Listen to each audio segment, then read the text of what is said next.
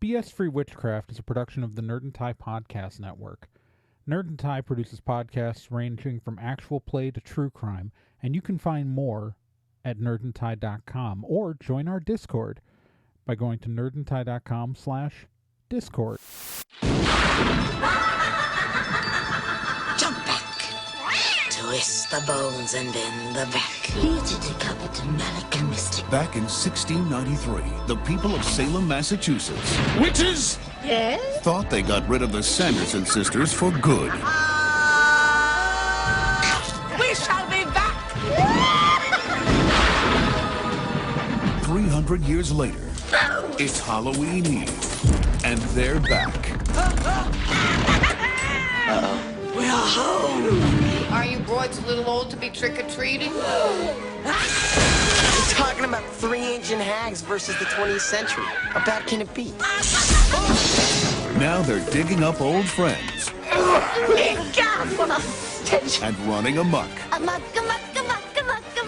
Looking for the one thing they miss most. You stay for supper. I'm not hungry. Oh, but we are. Only one boy has the power to stop them Prepare to die again! You have no powers here, you fool! before all Salem falls under their spell. Hello, you.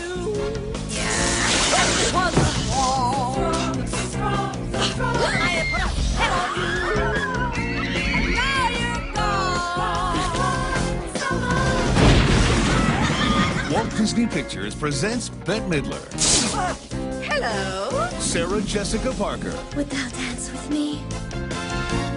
and Kathy Najimy. Hocus Pocus. Into the night! They love to fly, and it shows. Good night. Sleep tight. No screaming. Welcome to BS-Free Witchcraft, your monthly guide to the modern witchcraft movement. Minus a lot of the usual, well, bullshit. I'm your host, Trae Dorn, and we've got a really fun episode for you this month. We are talking about the classic film Hocus Pocus. Before we get to that, I do have a small announcement, and that is a new thing we're doing at the Nerd and Tie Podcast Network. For those of you who listen to the little intro at the beginning of every episode, we are a part of a larger podcast network, and we have like a Discord and things like that, and we bring that up at the beginning of the show, but we are launching a new community thing. A community thing that is completely run just by the network, and that is nerdandtie.social. It is a set of forums. That's right, we're launching forums like it's 2003. For those of you who are young and don't remember, before the rise of social media, the primary way that people talk to each other and their friends online were these things called forums, where we posted the message boards. They're fun. They are neat. They are exciting, and we are launching a new one. It is nerdandtie.social.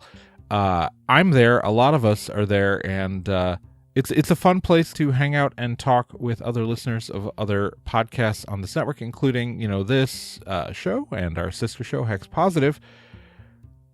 And you should check it out and talk with us. It's fun and free, and that's all that matters. Anyways, speaking of Hex Positive, joining me this month is Bree NicGarran, host of Hex Positive, and also the writer of Grove Daughter Witchery, along with some other books. And she's now going to join me, and we're going to talk about the classic Halloween film in November. We're going to talk about it in November, but we're going to talk about the classic Halloween film, Hocus Pocus. So, hi, Bree. Hey, Trae. Morning. It is, oh God, we're recording this at like 9:30 a.m. on a, for me, 10:30 for you. You're lucky in the Eastern time zone. On a Saturday morning. But we are talking about Hocus Pocus, the classic 1993 movie starring, Bette Midler, Sarah Jessica Parker, Kathy Najimy, and then other people. I mean, okay, so we know young Thora Birch is in there, but Yeah. How much does anybody care about the actors who play the kids? I don't know. I don't think Omri Katz was ever in another movie. I think after he did Hocus Pocus, he was like, nope, I'm done. That's it. Erie, Indiana? Oh, that was before this. Yeah. That was before this. I mean, I guess he did an episode of General Hospital in the year 2000. Fair. He did 6 episodes of the John Larroquette Show, a show that we all totally remember existed. Sure.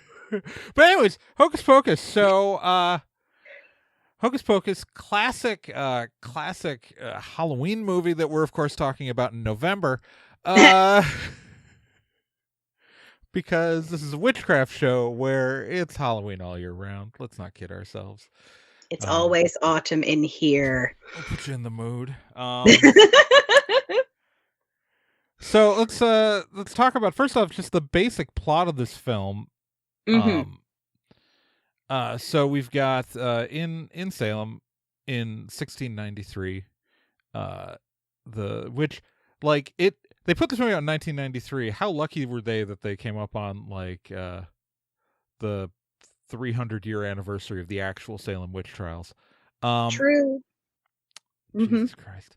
In 1693, guy Thackeray Binks, which is what a name.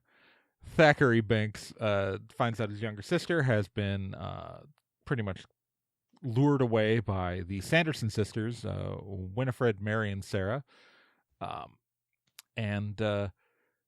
We open with child murder. We open with comedic child murder. Child murder played for comedy. The tone of this scene, of this opening scene. Also, by the way, Thackeray Binks, 100% dubbed. The person providing Which I didn't the body, know until years. Yeah. the person in the person playing the live action Thackeray Binks is not. You do not hear his voice, which is also funny when you think about the fact that Sean Murray, who plays the live action Thackeray Binks, unlike some of the other people in this movie, did go on to have like a major acting career. That's true. He's frickin' McGee on He's NCIS. McGee. Yeah. Out of all the actors, out of the kid actors in this movie, I mean, Thora Birch went on to do stuff too, but not a ton compared to like the amount of stuff that like for a guy who had like less than, I think, 15 minutes of screen time, he probably had a better career than most of the other young actors in the movie. Yeah. And you don't even hear his voice in this film.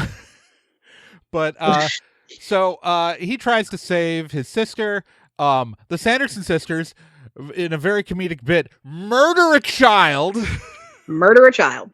Fully murder a child whose dead body is on screen multiple times in this scene. They just gloss over the dead kid in the room. There's just a dead kid there. And you can see her slumped over in the chair, dead. But they turn Thackeray Binks into a cat and make him immortal as a punishment, because the one thing you always want to do is make your enemies immortal. That always works out well for you. Oh yeah, especially if they have a family grudge. And fun fact, all of the merch that puts that like cat turning charm on it gets it wrong. Yeah, I know, because I always look for the Hocus Pocus merch at like Spirit Halloween and Disney and stuff every year. It always says, trim thee of thine baby fat. It's trim him of his baby fat. Come on, people, do your research. Shame. To be myself. Fair, maybe they altered it so you don't actually turn people into cats.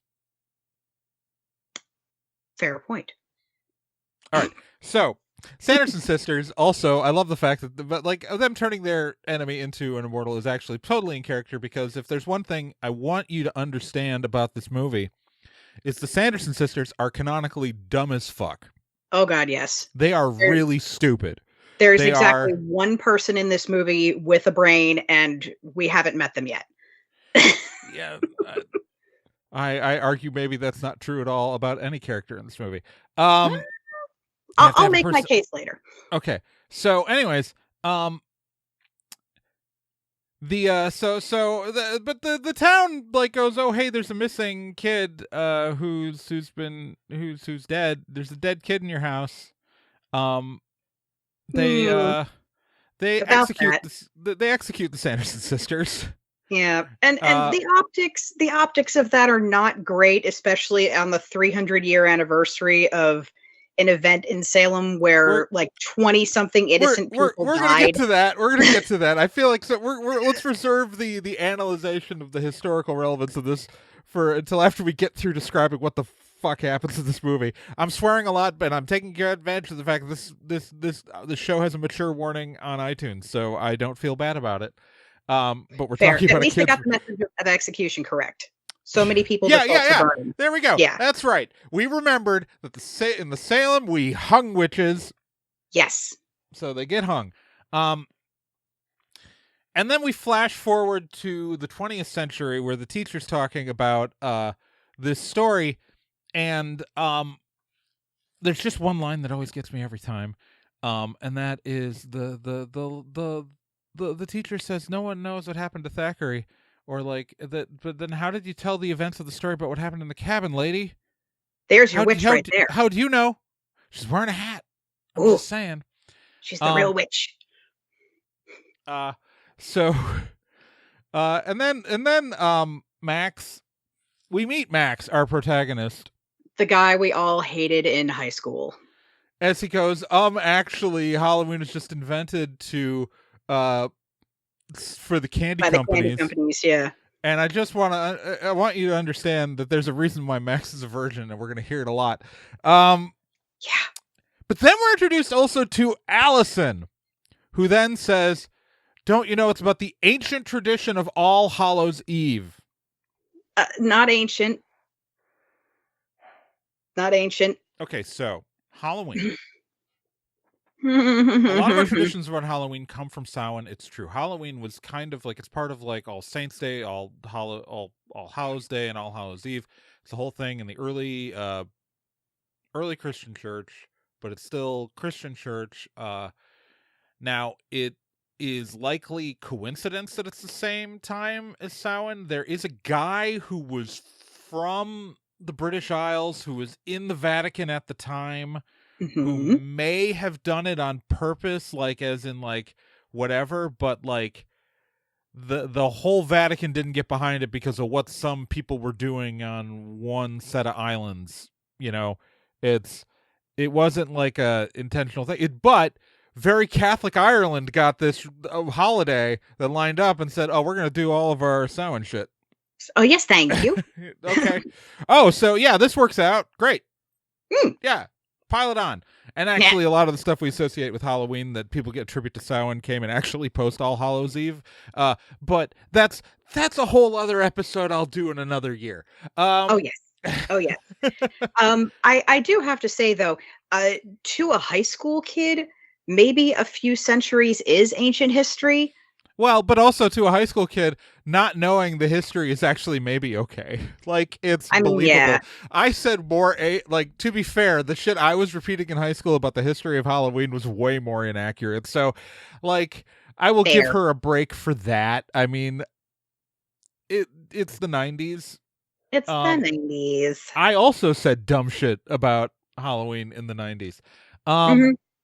Christians stole our holidays. Yeah. Anyway, so but that's where we meet both Max and Allison. Allison is a character who I'm assuming is the one you think has a brain? She is the only one that I think demonstrates something approaching having a brain. Right. Okay. I guess yeah, but she also doesn't have a personality. Well, no, because it's the 90s and she's the love interest in a teenage whatever. And my one note about her is I guess Allison is into Max because it's in the script. Pretty much. But we meet Max, we meet Allison. Max kind of like hits on Allison, and admittedly not a terrible way. Like, he's not like weird or gross about it, but he is like, "Hey, I'm new. Hey, you're cute. We should do something." That's like, pretty bold and pretty smooth for like a 16-year-old kid. Yeah, like that's not bad. Okay, I got that. Yeah. But then we meet Jay and Ice, who are just casually robbing people in a graveyard. I'm wondering why Max chose to walk by them. Yeah. If you've got a whole graveyard to walk through and there are two, like, so if I see two people hanging out in a graveyard, And I mean, it looked like there was a pretty broad view. They may have been hiding, but I kind of want to, like, I don't want to victim blame here, but I feel like to some degree, Max kind of invites this.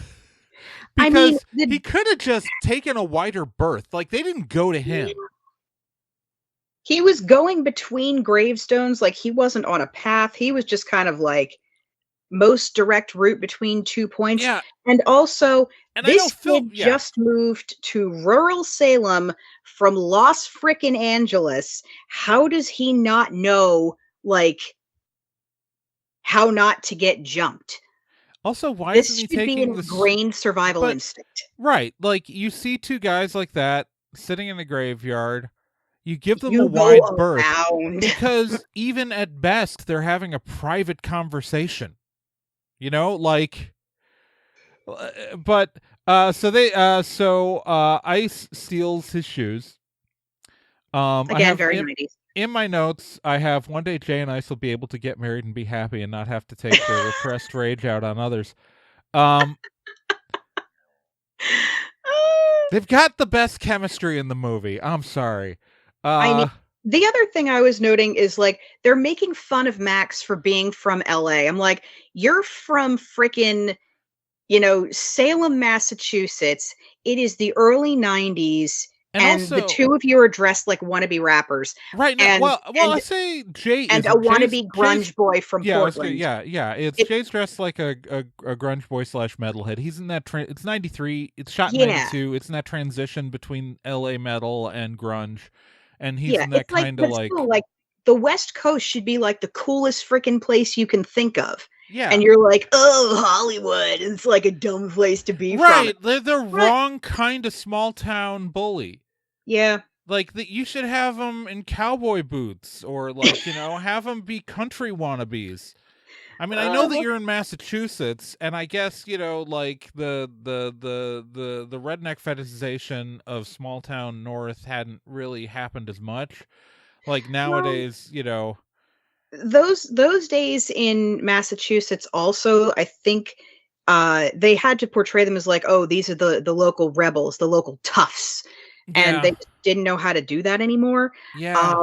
But really, you were more likely to be jumped by the preps. Yeah, no, you should have been townies. Right. Should have been townies. And I mean that in the pejorative, not the descriptive. Yep. So anyways, you're from a different time zone, stranger. so anyways, so they steal his shoes. Yeah. Which will be plot important later. Mm-hmm.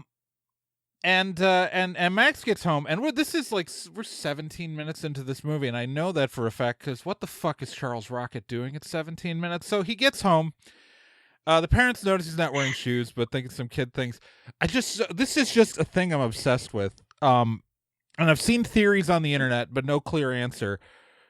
Max's mom and dad are like in the kitchen, and Max's dad, played by former SNL cast member Charles Rocket, who has I don't think that's his actual birth name. I think that's just a stage name, but I could be wrong. He could have been named Charles Rocket.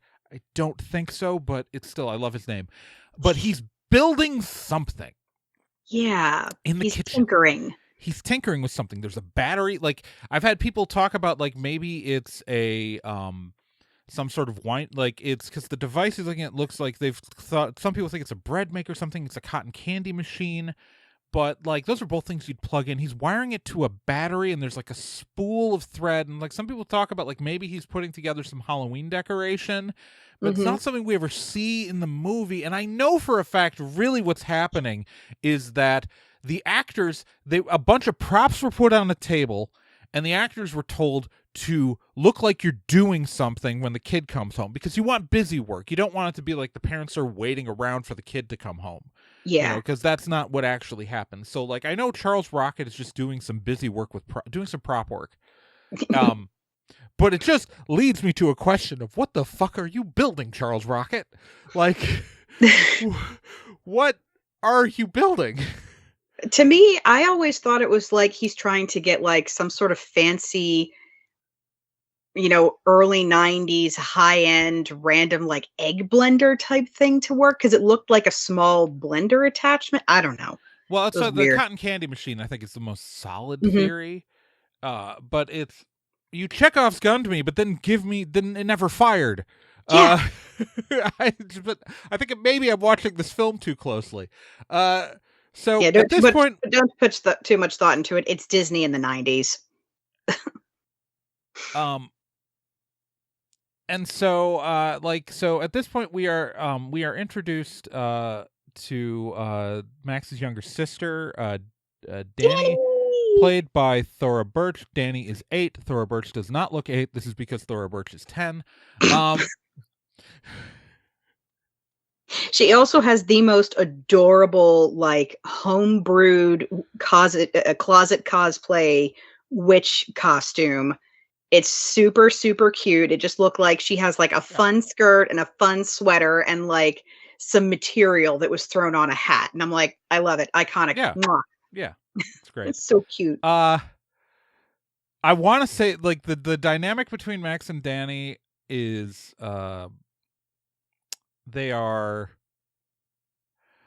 realistic in the sense that sometimes siblings are that mean to each other, but maybe it's a little much too cleverly written sometimes. But and so Max has got to take Danny trick-or-treating. Mhm.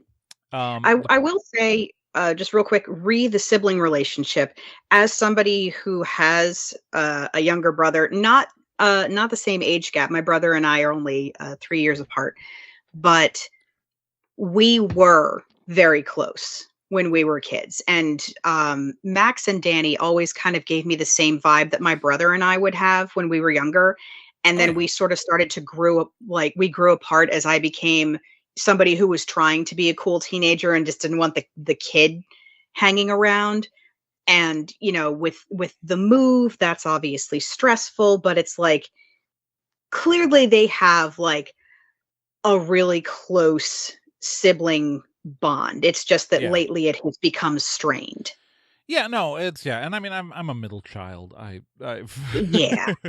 Yeah, I really liked their dynamic. It was, I later overall, in the movie, it's shown to be very healthy. No. It's overall, I'm not against this. Yeah.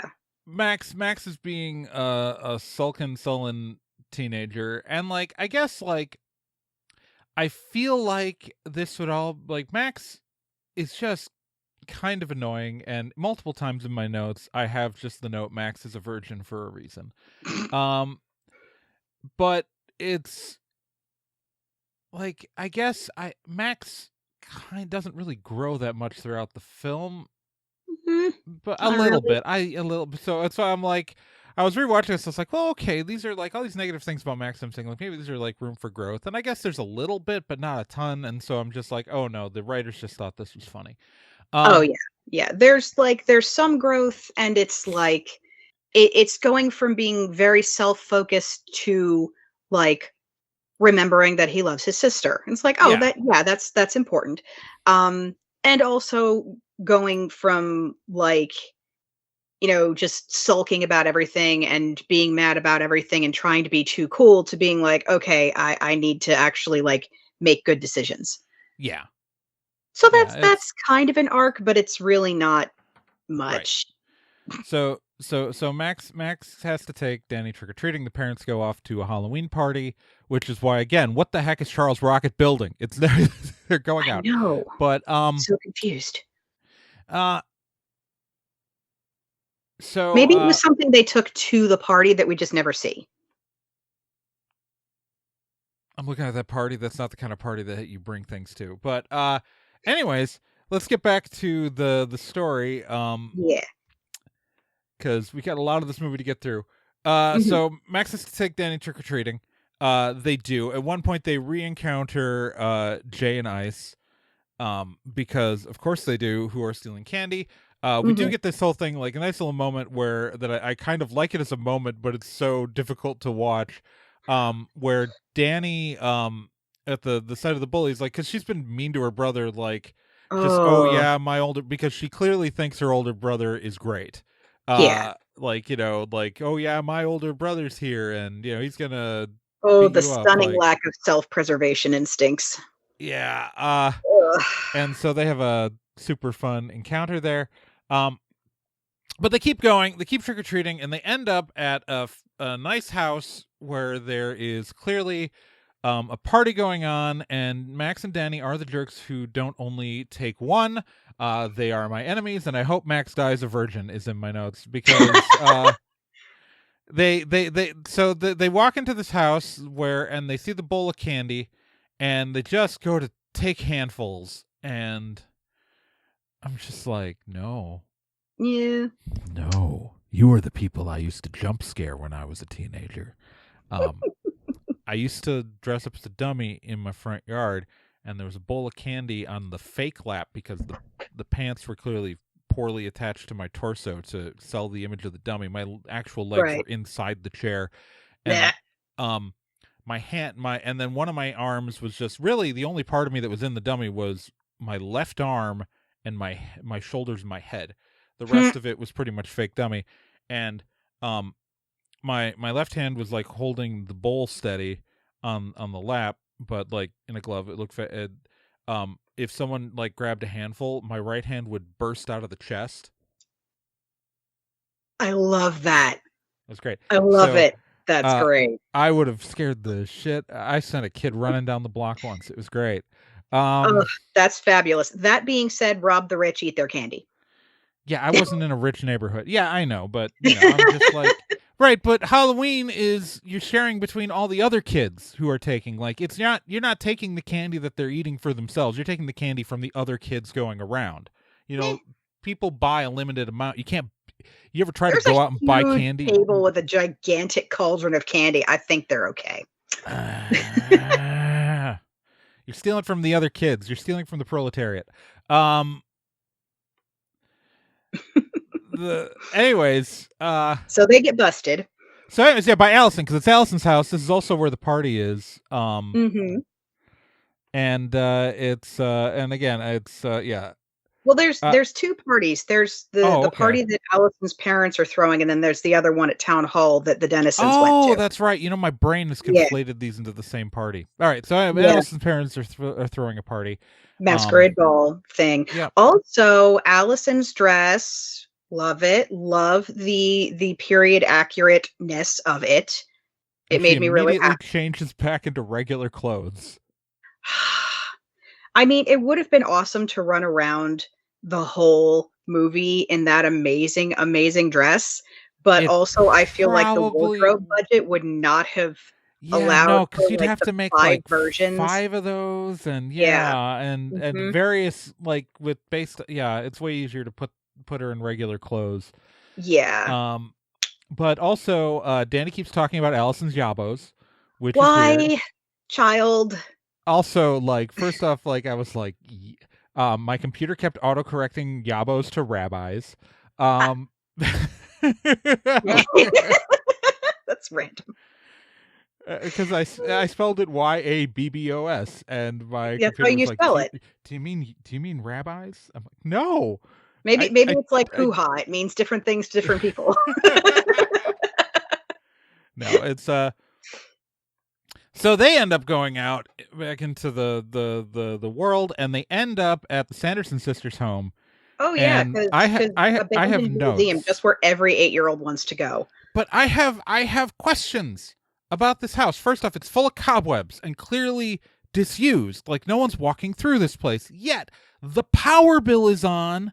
Like, the power's being paid for, and the sprinkler system works. So clearly, something like. Someone is maintaining this, but also not maintaining this in a really weird way. And I feel like in like... Also, I wrote, there's no way some property developers wouldn't have flattened the Sanderson sisters' home in like 1975 and put in condos in the real world. But, oh my God, yes. But, it's... Who's paying for the power bill and not cleaning up the cobwebs? And, I have in my notes, I don't remember why this is in here, just Thackeray should have killed Max. We would have been better off. Because Thackeray is in the house. Yes, I do have a theory is about in the house. I do have a theory about the house. We do see a sign later in the movie that says closed for renovations. Allison says, "Oh, it's closed right now because a lot of spooky things happen there." I'm like, spooky things meaning lack of public funding. Got it. Gotcha.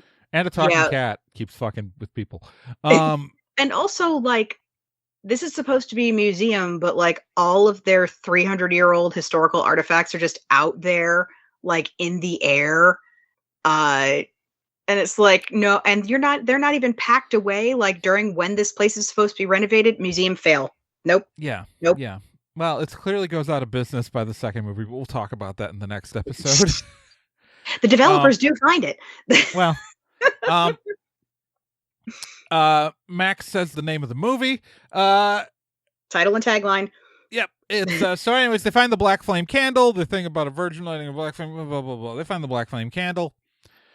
Max, Also, 300-year-old historical artifact, clearly one of a kind in a museum, and your first instinct is to light it on fire to impress a girl. Max, you deserve to die a virgin. although to be fair, that's a very 16-year-old thing to do. Oh God, yes. Yeah. I mean, who didn't also do remember stupid when, things to like- impress a girl at 16? Yeah, remember when like Zippo lighters were like a cool thing to have in a souvenir shop? Just randomly? Yes, actually. Mm. I mean, usually you'd have like a logo on it, though. That's the Oh, thing. I know. The I'm only saying thing that makes it that was unreal. the 90s. Mm-hmm. Yeah. Yeah. Mm. You know, that was before people vaped. True. Like, Anyway, so Max is an idiot. So Max lights the black flame candle. And I say my notes are Max says the name of the movie and then proves his virginity in a new way. And lights the black flame candle. The Sanderson sisters are summoned. Yeah, and we get to meet we get reintroduced to the Sanderson sisters, who we haven't seen since the prologue. Winnie, Mary, with and the Sarah. appearance of the evil Disney lime green. Yes. The evil Disney lime green light. Yes. So, well, I always have a problem remembering Sarah's name because my brain goes, Sarah. No, wait, I'm just thinking of an actress, Sarah Jessica Parker. What's the character name? I'm thinking of the No, actress. you're so right. I know. It drives it like there's a weird thing. And like the I just remember. I also have a note here in saying that so Sarah finds her favorite rat tail. That rat tail should have decayed. It's been 300 years. So should the book. Yeah. Yeah. Well, the book's magic. Like I get, like Fair. you know, if the book is alive, the book has a living eyeball in it, which doesn't really seem to account for depth when it's opened. So it's really kind of like Shurian if you think about it. Non-Euclidean geometry happening with that book, but it's magic, so you can at least just say it's magic. True. Also, I feel like the book is bound in human skin. I feel like the construction of Winnie's spell book is kind of a nod to Sam Raimi's Evil Dead series and the Necronomicon, which is bound in skin and has sort of a similar aesthetic. I mean, there are actual books bound in human skin in real life, so it's. Oh, I know. That's like a thing. A surprising amount of stuff made out of human skin. People are screwed up. Yeah. But and a lot of those artifacts are a lot younger than you might think. Yeah. But also, I mean, I feel like that was like a pre-existing thing in occultism that Sam Raimi adopted. Oh, word. Absolutely. Horror movie me loves the nod, even if it's unintentional. Yeah. The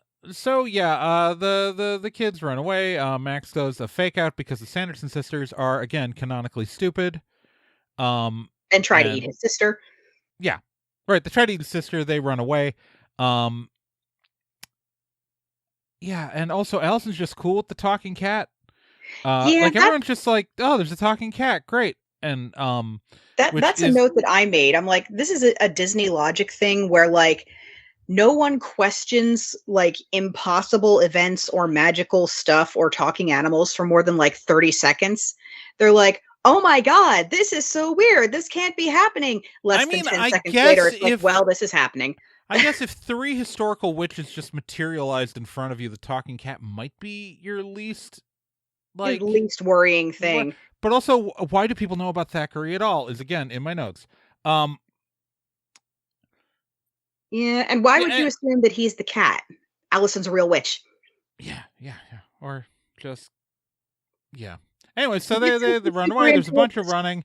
They run to hallowed ground because apparently they know that witches can't go there. Ha ha ha. Ha ha ha. Fooled you. I've been on hallowed ground tons of times. Hanging out in graveyards is what most witches do at some point in their teenage years. I mean... But anyways, these are movie monster witches. And so they have to have rules. Yeah. Well, we're going to talk about some context for that. So they run to hollow ground. They can't set foot on the ground. They fly off on their brooms to follow. They can't set foot on the ground, so they resurrect Doug Jones. Young Doug Jones. Love to see it. Love it. Young Doug Jones. I love Doug Jones. He's fabulous. Yeah, it's so they end up running away, and oh god, well, there's so many like my notes here. Like they end up getting like they get on a bus at one point, and that bus driver is fucking thirsty as hell. I'm like, why can't they just eat the bus driver? Well, he's not that's young. gotta give you something. Well, the children thing is stealing youth. He's middle-aged. I think he's relatively actually like the age that Winnie is, so I don't think it would get them anywhere. I know, but it would be satisfying. But also, like, it's like you need body parts, right? There's a consistent issue with this movie about what they know about and what they don't know about. Yes. It's because they're confused by the road, about asphalt. Uh-huh. They are confused by the bus. Uh-huh. And they're confused by Halloween, not knowing like the children, which is fine. Again, like the Halloween thing that was created after they were dead, so like okay. Yeah, my notes. I have the Sanderson sisters are canonically idiots, and I love that for them. At one point, they end up at a house where Gary Marshall is dressed up as the devil, and his wife is played by Penny Marshall, and that is gross and weird because they are brother and sister. Gary Marshall and Penny Marshall were brother and sister, and they are playing a married couple. It's a little bit Osmonds. I'm not okay with it. Yeah. Also, I refuse to believe that any witch worth her salt wouldn't recognize a goddamn kitchen. Yeah, that's so bizarre because no. Historical kitchens, like there was a stove, like it might be wood burning, like they might ask where does the wood go in the stove, although they'd probably just assume the broiler. But it's like she picks up a meat tenderizer. It's like they had those. Yeah. She knows what a mallet is. Come on. They are canonically stupid. They are not worth their salt. Oh, salt jokes. Speaking of which, though, I had to say, I had an earlier note that I absolutely love the group aesthetic of the drag queen, the sex pot, and Curly from the Three Stooges. Yeah, it gives me life. Oh well, it's Sarah Jessica Parker's is the whole read. Physical comedy in this movie is just she will hang off of anything. She will just like move her bodies in ways that like her later roles would never even think of having her do. Like it's like once she got Sex in the City, her whole demeanor changed. Yeah, like her whole screwball comedy, like the stuff she stopped getting cast and stuff like this. Until the sequel. And Bette Midler is just like all stage presence. She's like chewing every bit of scenery she comes across. It's glorious. But also like the logic of this movie often doesn't work. Like, okay, so this is not a criticism of the movie, but like I will say earlier, like in the graveyard, Bette Midler, Winnie called back to the Hocus Pocus line, but she wasn't there for it. So it's a little strange. But So anyways, so they're around, the kids are running around, they're trying to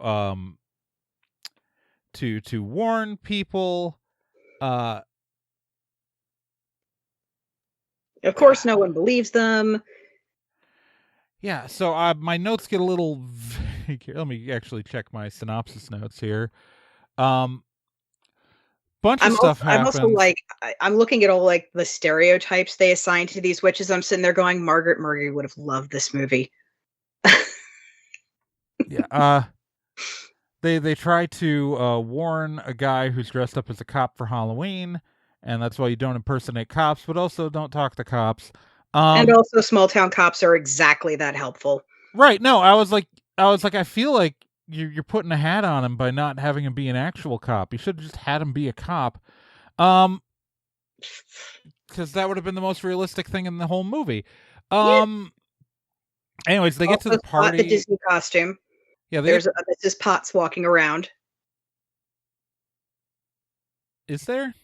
Yeah, as they're leaving and they discover that their brooms are gone, there's a kid that goes up to the door and then walks away, who's dressed up as like a really janky but clearly official Disney Mrs. Potts. Yeah, I guess that movie came out in 91, so I didn't notice that. It's and it's one of the only branded costumes in the movie, because the whole point with like the costume department and Halloween movies is that, contrary to what actually turns up on your doorstep on Halloween, like none of these costumes can be branded. So you see kids dressed up as like super generic things that children would never dress up as. Right. Well, it's, clearance issues on everything. Exactly. Also, but I love the creativity. Yeah. And I love that one little nod of like, oh, look, it's Mrs. Potts. But you have to really look because it's a janky freaking costume.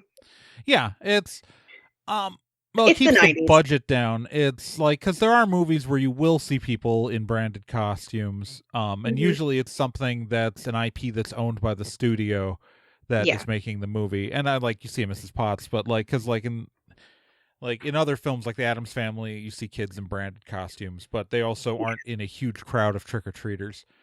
And to be fair, growing up, there are tons of generic devil costumes that would get sold with rubber masks back then too. So yeah. So many. So anyways, they go to the party that the parents are at eventually, and that party looks amazing, and I want to go.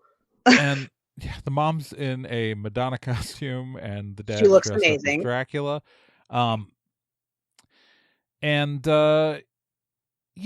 course, the Sanderson sisters show up and put on a rousing performance of "I Put a Spell on You," which iconic. Iconic.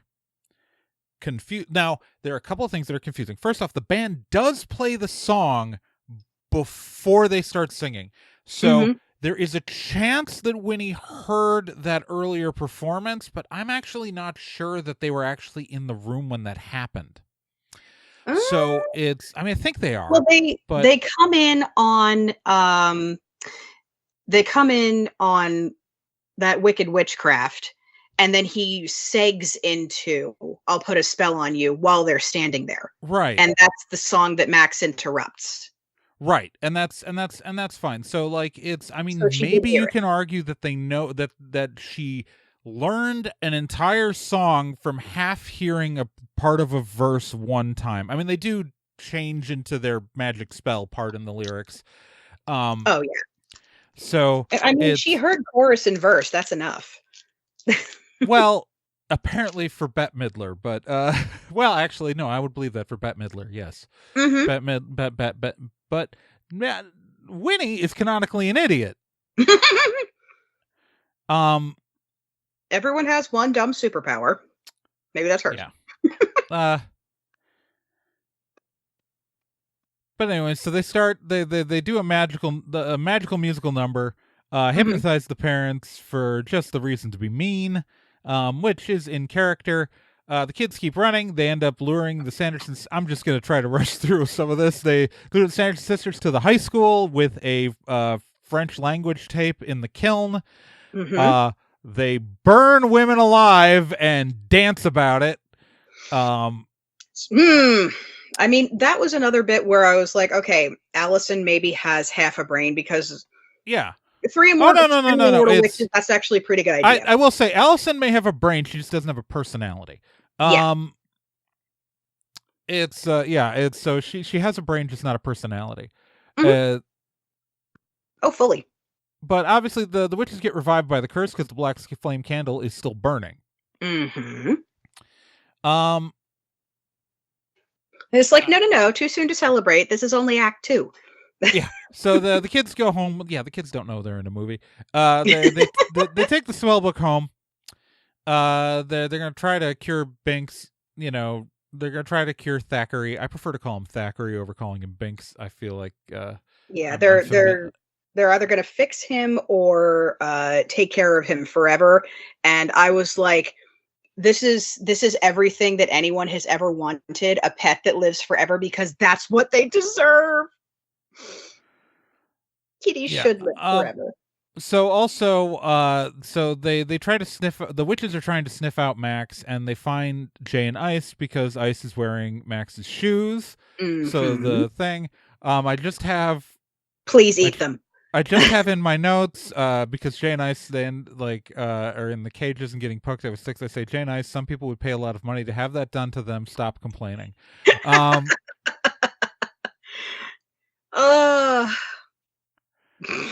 But they end up they go, the Sanderson sisters, since the book gets opened, they're able to locate where Danny is.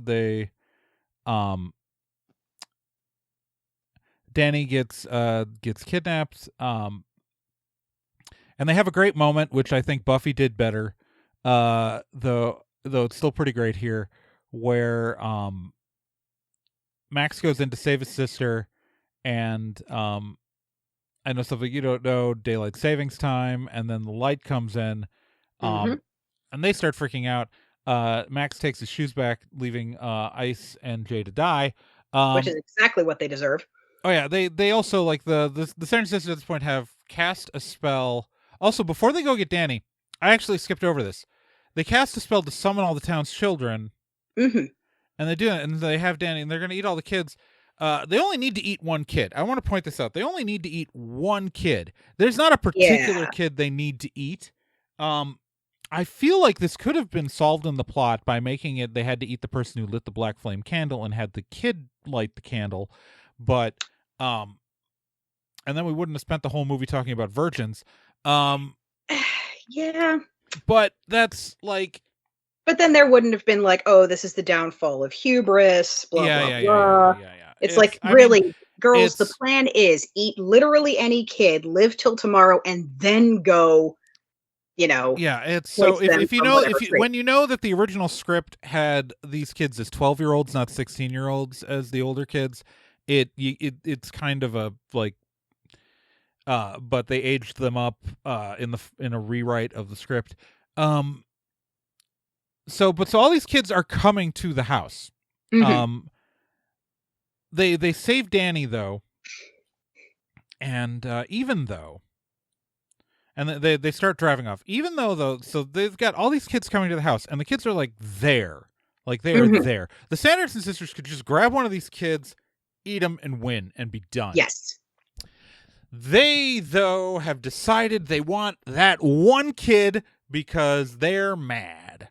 Yes. It's vengeance. And I'm just like, if you kill one of these other kids, you have as much time as possible to go kill that other kid. This is like, work smarter, not harder. Exactly. Winning. But although anyway, I have to say, I do love the Bette Midler line. I've always wanted a child, and now I think I'll have one. On toast. Yeah. Love it. But it's very like, so they're driving off in the car. They're getting chased by the Sanderson sisters, who, by the way, they had their regular brooms stolen earlier in the movie, and they got things. And like, it is a nice joke, like, with the one of them on a vacuum, and it's gonna. I love that. But I do wonder what happened to the 3 kids who stole the brooms. Judging by the sound effects, it sounded like they flew. No, which I was like, okay.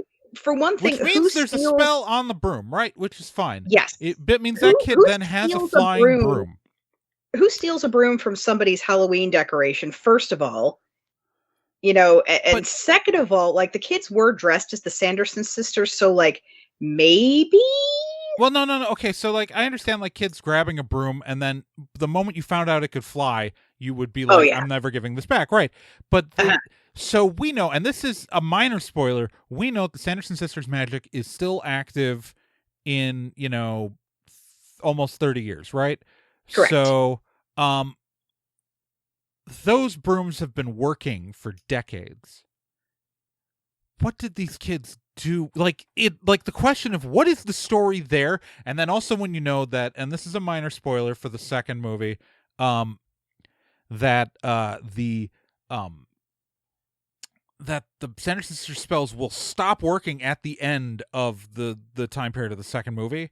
Like, their magic gets dispelled. That means the brooms are going to stop working in 30 years, which means what happens to the person who has spent 30 years with a flying broom, has built their whole life around this flying broom, probably, like, is doing all this stuff, and then it stops working one day? Were you in the air when Hopefully it stopped working? Were you on the ground? What happens? Like, are you stranded? Like, there are stories. Someone get on and write the fanfic about what happens to these three girls. I am begging you.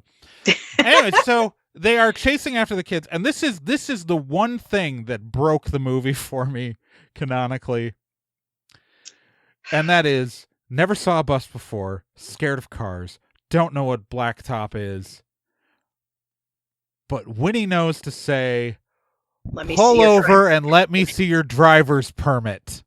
And I know Bette Midler, like, maybe it was ad-libbed, maybe it's in the script. Definitely ad-libbing. But why does Winnie know? Why does Winnie know what a driver's permit is? Why does Winnie know that? I don't know. I mean, small dialogue spoiler in the second movie. One of the first things Mary says is, "Ooh, that's a great time hack." It's like, you've been gone 30 years. You wouldn't know this. Yeah, like, my next note is just resisting arrest, and I think she also makes a resisting arrest joke, and I'm just like, what? You like the put a spell on you, I can, like, break down because they heard part of the song before they started singing it. So chase ensues. They end up back on hollow ground. Winnie ends up setting foot on hollowed ground, turning into stone. The sun comes up. Kaboom. Also, Billy, Doug Jones, who we haven't gotten enough of in this movie, he gets his mouth unsewn and is at least able to break enough out of the spell to be like, no, I don't want to keep working for you. I hate you. Yes. And my whole relationship is going to be retconned with you in the next movie. And I mean, I was also looking at, like, okay, Allison's smart. She's got the salt. They're at least, like, they're working with some stuff there. And see, I guess it does predate Supernatural, but I still choose to blame the Winchesters and Silver Ravenwolf for everyone just going, "Oh, a ring of salt will solve everything. Sit down." No, I mean, salt is a traditional part of projection charms, but it's not like, I mean, it's not the only thing in the world. I mean, it'll stop snails. True. But I was also like, you've got an open grave there. Why are you not just, like, pitching handfuls of graveyard dirt at these witches? That's hallowed ground shrapnel, baby, and it's free for the taking. I guess the question is, does it stay ground when it's in the air? Yes. Well, in the logic of the film, does it stay ground if it's in the air? I guess. Don't bring in real stuff. It's still a projectile weapon. True. I mean, yeah. It's anyways. They win the day. Thackeray, his spell is apparently dispelled with their death here, although not every spell, as we will find out. Because again, Billy just goes and lies down. He does just go lie down, and I do love the. We'll talk about that in the next episode. Well, I think the thing with Thackeray Binks is that they cursed him to live forever with his guilt, but he's no longer guilty. He's no longer guilty because he's done what he set out to do. Very true. He helped to save a child. He helped a brother save his little sister. He helped Max do what he could not, so his curse is broken. Yeah. Yeah. There you go. It's not that the spell was dispelled when the Sanderson sisters died. It's that the curse is broken because he broke it. And again, hand waving. Thackeray goes off walking, talking to the ghost of his sister, talking about Max being a virgin. Because again, we're really focused on the like I want to be clear. Like, I don't think I have been clear in how many times they talk about Max being a virgin in this movie. At least 6. Yeah, it's a lot. It is a stunningly high amount. But anyway, so that's the end of the movie. Yeah. Also, I Love You Jerkface is really, really cute. Yes, it is. I think that's adorable. Also, Allison is going to dump his ass before next Halloween. Yeah, who cares? I mean, and how long do you think that they conveniently forgot that Jay and Ernie were locked in those cages? Oh yeah, they do have a shot of Jay and Ernie still in the cages. Just leave them to rot. You know, I would have loved in the sequel to see a little memorial thing in memoriam of Jay and Ernie. But free skeletons for next Halloween. Also, the adults leave the party and hungover as hell. Yeah, because they've been dancing all night because they were cursed. And it's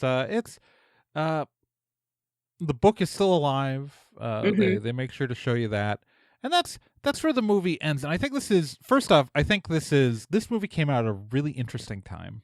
It's 1993. I think we are right at the brink of the modern witchcraft movie has been going on for decades, but like it's about to go mainstream. Yeah, like this is about to happen in like the next year. Like. And this movie comes out now. It's like there's like, first off, before we start, like, I want to be clear. I like this movie a lot.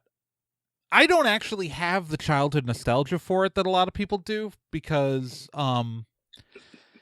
I didn't watch it until I didn't watch it in its entirety until a couple of years ago. I kept seeing parts of it on cable, but this movie came out when I was 12. I would have been like at the end of the demographics because this movie came out in July of 1993. July of 1993, which is, I mean, to be fair, movies ran in theaters longer, but it still seems like an odd, like, I mean, also this movie was a complete flop. It oddly did not do well. Yes, but it had like a huge resurgence on video. I remember the first time I saw it, I was 10 years old, and it was one of the first sleepovers I went to, and I was just enchanted, and it became this huge cult classic. Everyone wanted to watch Hocus Pocus every year for Halloween. Well, and Hocus Pocus, and they started airing it on the Family Channel and like every year at Halloween. And ABC did it in the 2000s. Like the home video release is what turned this movie into a phenomenon. I think a lot with the writing, you also see evidence of the fact that Disney bought the original script for this in '84. This movie, like, and it went through a lot of rewrites. Originally, they were like younger. Like, there's like, I'm assuming there was less talk about virgins in the original draft. But it's. At one point, like the character of Winnie was originally written for Cloris Leachman. Oh my God, that would have been fabulous. Yeah. But then I can only imagine that she would have had like the nose, and that really would not have aged well. Yeah. I mean, bet with the oversized like Wuchi teeth is life. It's a beautiful thing. It was absolutely just glorious. But yeah, I could see Cloris Leachman absolutely just devouring that role. I could have seen her doing it, but Bette Midler was Yeah, no, Bette Midler was an inspired choice.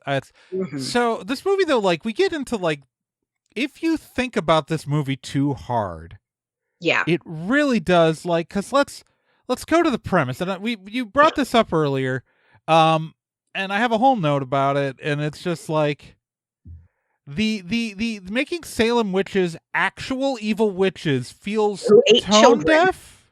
Yeah, very tone deaf. When you think about it for more than 5 seconds. Yeah, especially considering like like I said, 20 some innocent people died. How many more had their lives ruined, their properties confiscated? The last Salem witch was only exonerated last year, Yeah. 2022. There's actually a wonderful documentary called The Last Witch that's currently in production that's going to come out about, how that whole exoneration happened, because it was because of some school class or other.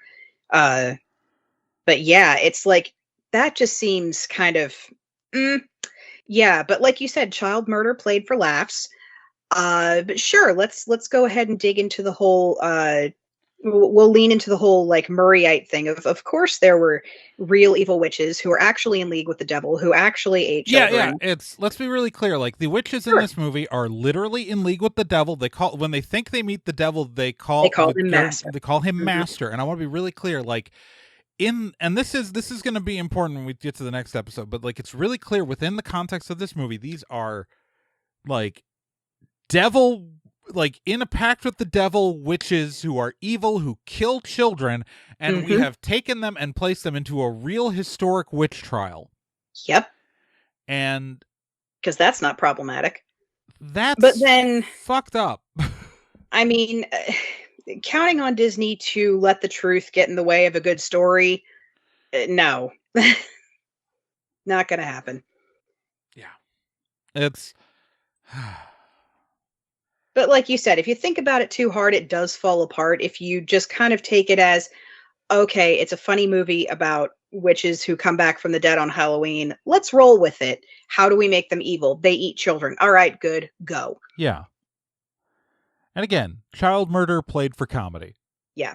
It's the early 90s.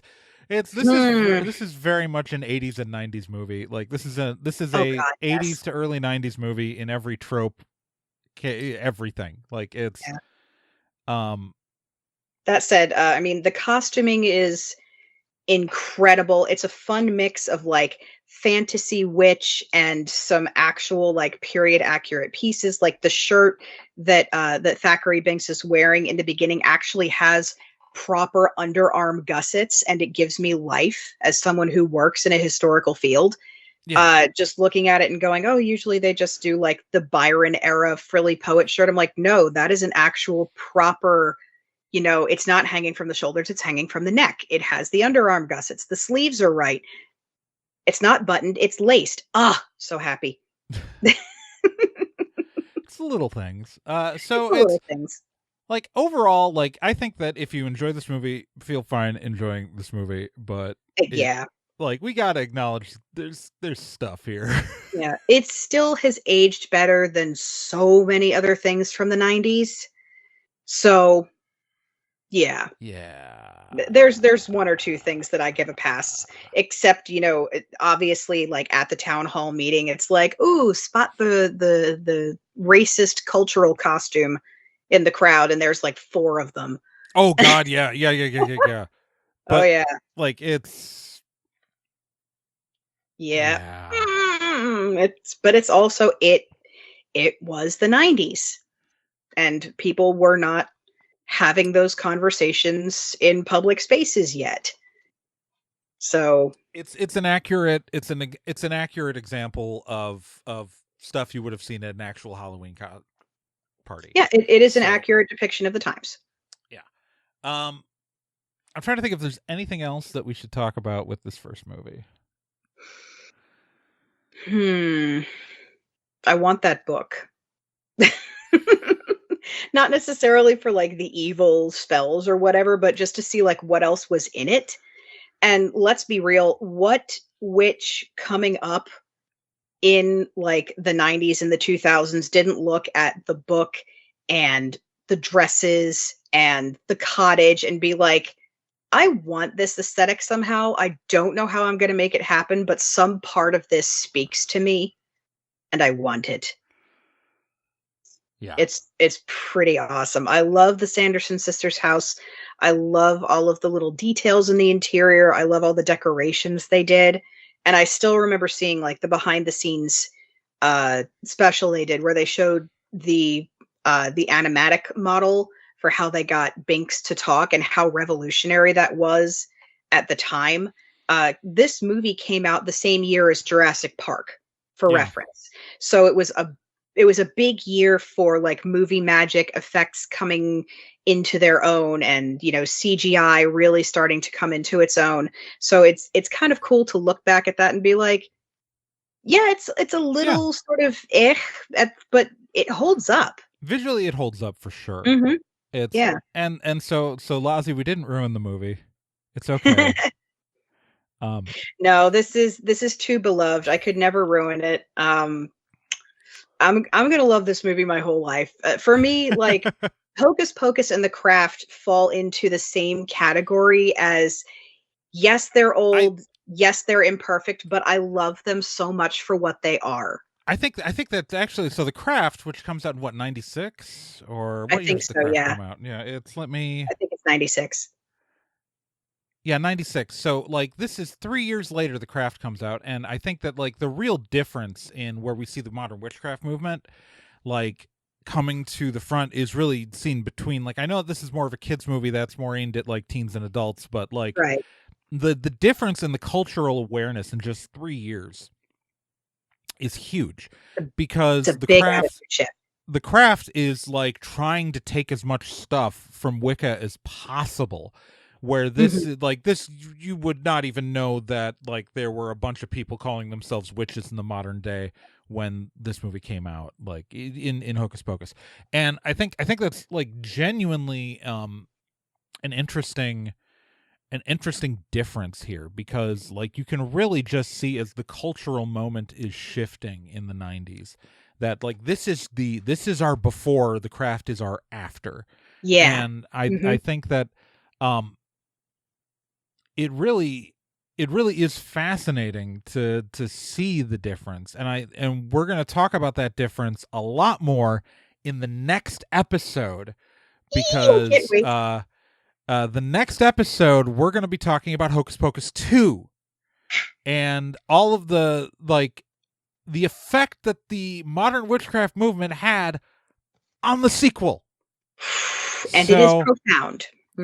So all of you listeners and people watching on YouTube, you will be able to tune into that in a month. But secretly we're going to have that conversation now. But you will get to hear that in a month in the December episode.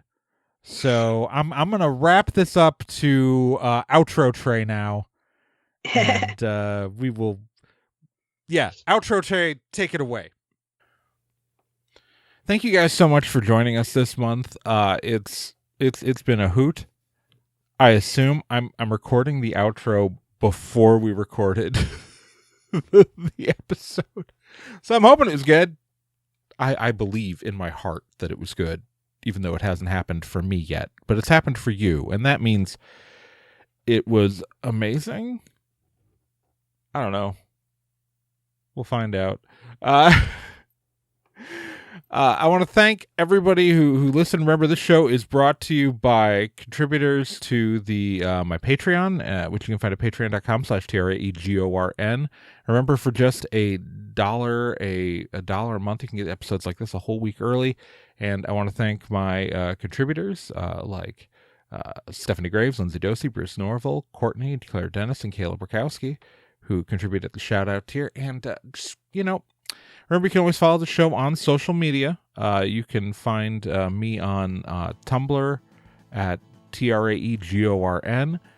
You can follow the show on Twitter, the X Twitter account, shitter, whatever you want to call it, that's still running. You can follow that, TRAEGORN. It is pretty much automated at this point because I don't open up that website anymore.